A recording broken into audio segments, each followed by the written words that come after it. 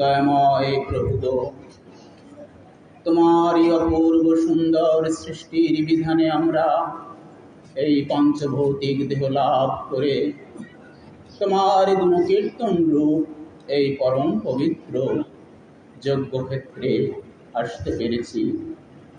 যতটুকু পারি কয়টি দিবস তোমার গুণগান যথাসাধ্য করার চেষ্টা করেছি, কিন্তু প্রভু রিপুকুল পাশাদিতে বদ্ধ সংসার জ্বালায় জর্জরিত মহাচ্ছন্ন সন্তান মোরা কতটুকু গুণের আবেশে নিজেকে আবিষ্কৃত রেখে তোমার গুণগানে ঢুকতে পেরেছি জানি না।